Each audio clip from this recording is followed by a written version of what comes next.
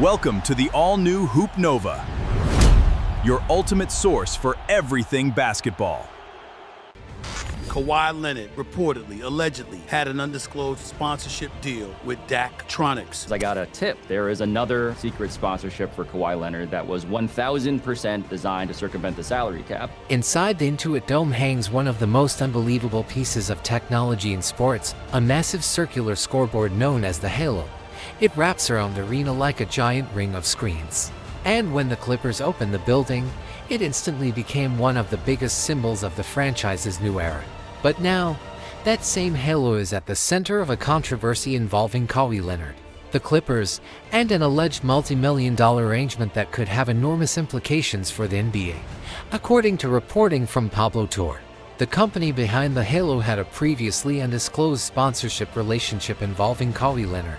And according to an individual familiar with the Clippers organization, the arrangement was allegedly joked about internally as a potential way to get around the NBA's salary cap rules. If that sounds serious, it gets even more complicated. The biggest question isn't simply how much money was involved. It's where that money allegedly came from, why the arrangement was structured this way, and whether the NBA believes it crossed the line. This matters because Kawhi Leonard's situation could reach far beyond one player or one team. If the allegations are ultimately substantiated, it could raise questions about how NBA teams and players structure outside business relationships. And the potential historical consequences are massive. Leonard's free agency decision in 2019 helped shape the NBA landscape, while his eventual move to the Clippers changed the balance of power in Los Angeles. Now, years later, an investigation is putting that entire situation under a microscope. The story originally exploded after reporting revealed that Leonard had a 4-year endorsement agreement worth roughly $28 million with Aspiration, a green banking company that had received major investment from Clippers owner Steve Ballmer.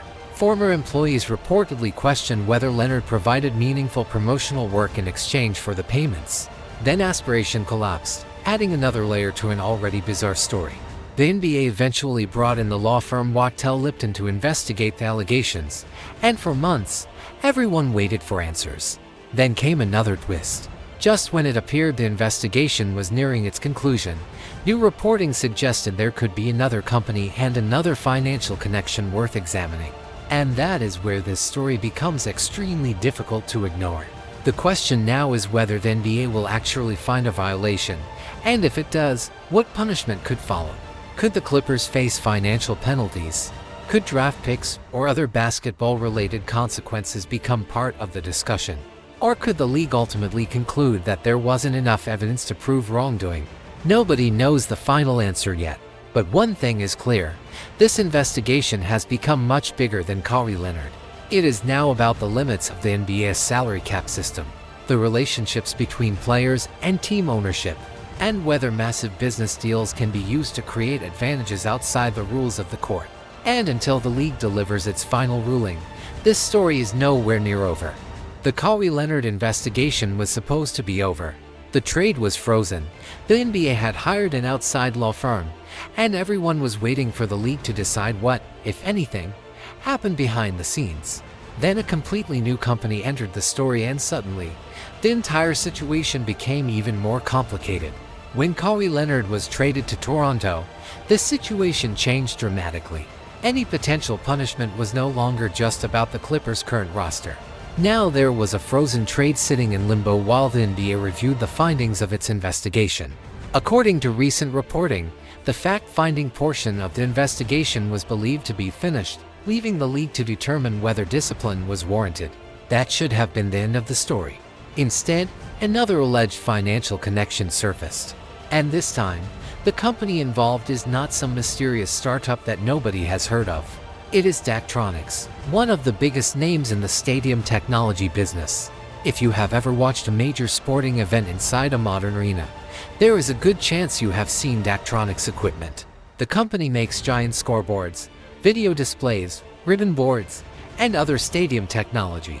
And one of its most famous projects is the enormous Halo board inside the Intuit Dome. On the surface, the business relationship makes perfect sense. Daktronics builds technology for the Clippers. The Clippers use that technology inside their arena. That's a completely normal vendor-client relationship. But according to reporting from Pablo Torre and Hunter Brook, there may have been another relationship running alongside a 10 alleged multi-million-dollar sponsorship agreement involving Kawhi Leonard. And that is where the story takes another bizarre turn. Leonard was reportedly supposed to be connected to Daktronics as an official spokesperson. But here is the obvious question: when was the last time you saw Kawhi Leonard advertising giant stadium scoreboards? Exactly. There is no obvious trail of commercials, campaigns, social media promotions, or public endorsement work. Hunter Brook reported that it had found no evidence that Leonard performed work in exchange for the alleged agreement. And the situation becomes even more unusual when you look at Daktronics' history. The company works with sports organizations all over the country, yet reporting cited by CBS indicated that there was no comparable public-facing athlete sponsorship arrangement involving the company. If accurate, that would make the alleged Leonard deal extremely unusual, not simply because of the amount of money, but because of the circumstances surrounding it. One source familiar with the Clippers organization allegedly told Torre that money was being routed from the Clippers through Daktronics and ultimately toward Leonard. That is an allegation, not an established fact, but it is obviously the kind of claim the NBA would want to investigate, and the timing raises even more questions. Daktronics announced its involvement with the Halo project in 2022. Then, according to the reporting, the company's own auditors later warned about substantial doubt regarding its ability to continue operating. In other words, the company was facing serious financial concerns. That creates a very strange backdrop for an alleged multi-million-dollar athlete sponsorship. Why would a financially struggling company take on a massive endorsement arrangement with a superstar if there was no obvious marketing campaign attached to it? That is one of the questions investigators would have to answer. There is another detail that makes the timeline even more interesting. Since the Intuit Dome agreement, Daktronics stock has reportedly increased dramatically. One analyst cited in Torre's reporting even described the relationship as potentially one of the greatest endorsement arrangements ever, an intentionally provocative comparison, but one that highlights just how unusual the alleged deal would be if the reporting is accurate. Now connect that with the earlier Aspiration controversy. Leonard's previous agreement with Aspiration was reportedly worth roughly $28 million over 4 years. The company had received significant investment from Steve Ballmer, and former employees reportedly questioned whether Leonard actually performed meaningful promotional work for the money. Leonard later maintained that he was not paid everything he was supposed to receive. The Clippers, meanwhile, have strongly denied intentionally funneling money to Leonard through Aspiration. Ballmer has also portrayed himself as someone who invested in a company he believed was legitimate before discovering serious problems with it. And there is an important distinction here: Aspiration eventually collapsed amid major legal and financial problems, while Daktronics is an established publicly traded company. That means the Clippers cannot simply point to the alleged problems surrounding Aspiration and say they were victims of a bad investment. If investigators find evidence of a second arrangement, the circumstances would have to be examined separately. Nobody should jump from allegations to a conclusion, but the overlap is exactly why this new development matters. If one alleged financial pathway became unavailable, and another allegedly appeared around the same period, investigators would naturally want to understand whether there was any connection. The Clippers' previous public statement also becomes interesting in that context. The organization denied funneling money to Kawhi Leonard through Aspiration, but that statement was specifically about Aspiration. It does not automatically answer questions about any other company that may have been involved. And as of the reporting surrounding this development, there was no comparable public Clippers statement addressing the Daktronics allegations. Then came another significant detail. Daktronics reportedly declined repeated requests for comment through a crisis communications firm. However, the company did reportedly confirm two important points. First, that Daktronics had been contacted by Wachtell Lipton, the law firm working on behalf of the NBA. And second, that Daktronics did not currently have a contract with Kawhi Leonard. That second statement sounds simple, but it creates another question. If there was an agreement in the past, when did it exist? How much money was involved? What services were expected? And why did the relationship end? Those are exactly the kinds of questions the NBA investigation would need to answer. And this is why the story has suddenly become much bigger than one endorsement deal. The NBA is not simply investigating whether Kawhi Leonard received money. The bigger issue is whether any outside arrangement was designed to create an advantage outside the league's salary cap system. If the allegations are proven false, this could ultimately become another strange chapter in NBA history. But if investigators find evidence supporting the claims, the consequences could be enormous. The trade is already complicated. The investigation is already months old. And now another company has reportedly been pulled into the picture. The most important question is no longer just, did Kawhi Leonard have another sponsorship deal? It is, why did that deal allegedly exist in the first place and where did the money actually come from? Until the NBA answers that question, this story is far from finished. But there is one sentence from Daktronics that deserves a much closer look. The company reportedly did not say, "We have never had a deal with Kawhi Leonard." Instead, the statement was that Daktronics currently does not have a contract with him. That single word changes the question completely. If there was never a relationship, why not simply say so? And if there was a relationship in the past, when did it begin? How much was involved? And what exactly was Kawhi supposed to do for the company?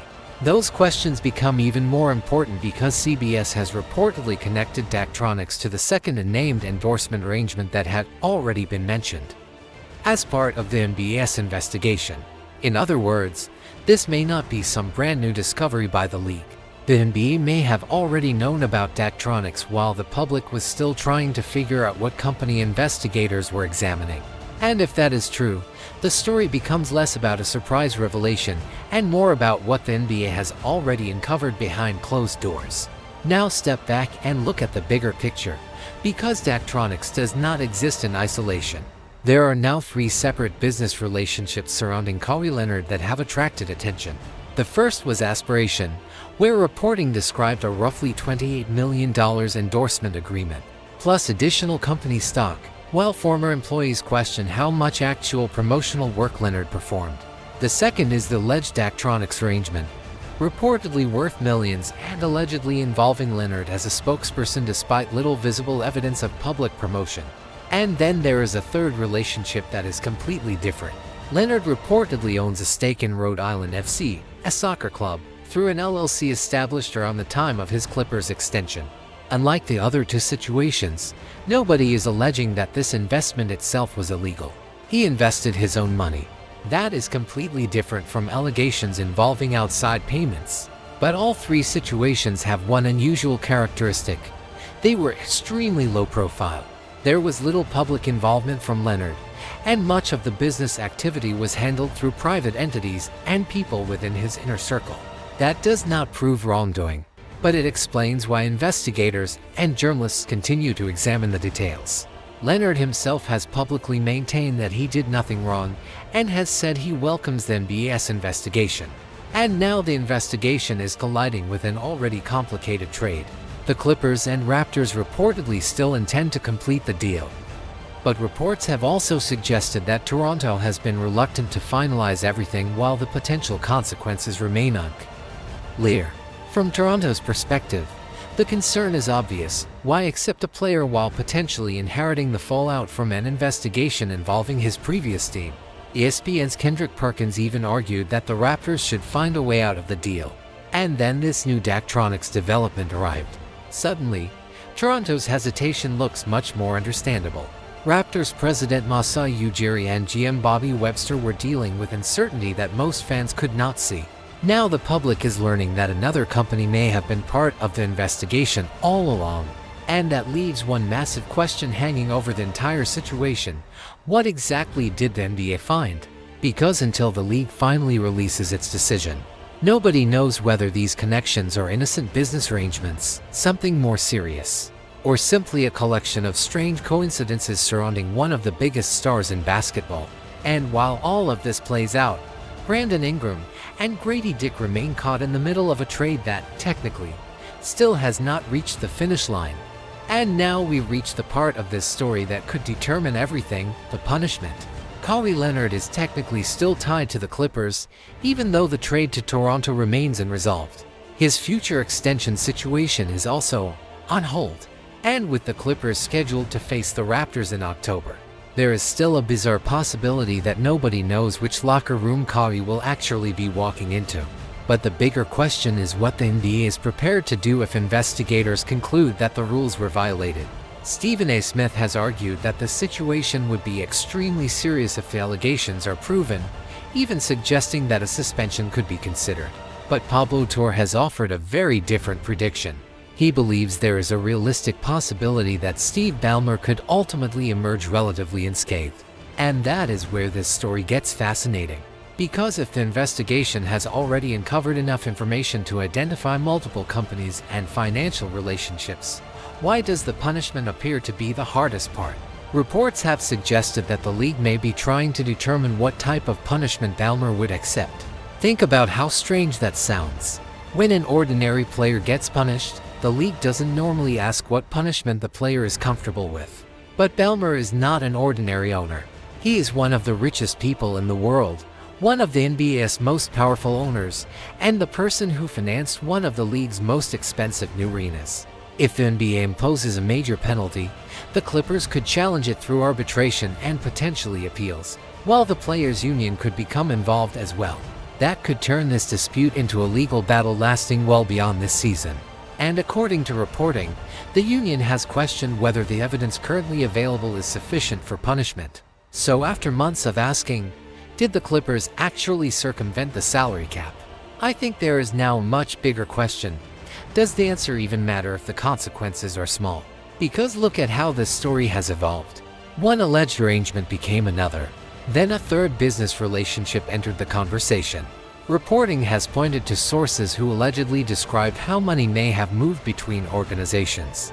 And yet, at the same time, expectations for a major punishment seem to be getting lower. That contradiction is what makes this story so explosive. If the allegations are ultimately proven, and if a team really used an outside company to provide money to a player outside the salary cap structure, then a simple fine could send an uncomfortable message to the rest of the league.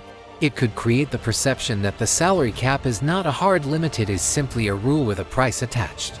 And that would be especially frustrating for smaller market teams that follow the rules while competing against organizations with enormous financial resources. The Raptors could also find themselves caught in the middle, dealing with the consequences of a trade they did not create. And then there is Kawhi Leonard himself. At 35 years old, he is coming off an impressive scoring season, but his name is now attached to an investigation that has lasted for months. He said the NBA was welcome to investigate. They did. And what started as one controversial endorsement agreement has now grown into a much larger story involving multiple companies, a frozen trade, and potentially enormous questions about the NBA's salary cap system. Whatever the league eventually decides, one thing is already certain. This summer has completely changed the conversation around Kawhi Leonard. Now the entire basketball world is waiting for one final answer. Will the NBA actually punish anyone? Or will this entire saga end with a fine and a quiet settlement?